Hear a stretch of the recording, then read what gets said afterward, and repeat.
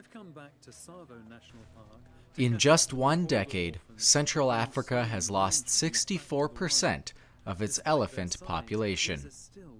The number of elephants slaughtered in the entire African continent is 100,000, and that's only over the last few years.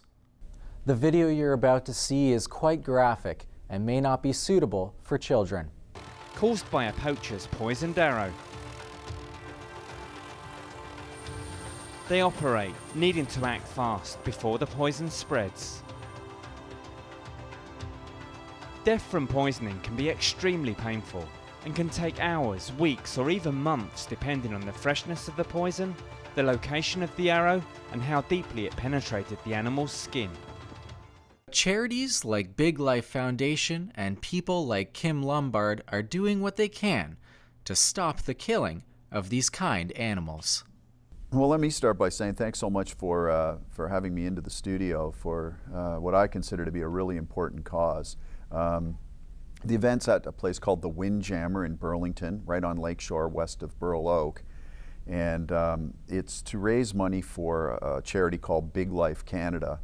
It'll be Friday, March 4th, starting at 9 o'clock in the evening.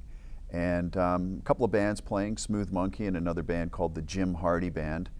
And we just want to get as many people out as we can, and if you can make a donation at the door, we're asking $10 at the door, but do the best you can. And we hope to raise some money to help this charity eradicate elephant poaching in Eastern Africa. According to a Vice documentary on poaching, just a 3-kilogram tusk of ivory can be worth up to 21,000 Kenyan shillings. That's equivalent to 280 Canadian dollars. In the eyes of a poacher, an elephant's life is only equivalent to 560 Canadian dollars. I do know that Prince Harry has a charity called 96 Elephants, and the reason they call it that is because on average, you know, they lose 96 elephants a day are killed in Africa. And it's horrifying because elephants are real, you know, pack animals, family. They're big into groups and families, and there's a patriarch, and of course they kill the elephants for their tusks, and they leave the babies, and the babies will often just run circles around their dead parents. And you know, as everybody knows, elephants have great memories, and so it's something that scars them for life, and a lot of times elephants die of a broken heart. Donating to this cause means that Big Life can invest in new and innovative ways of monitoring and controlling poaching.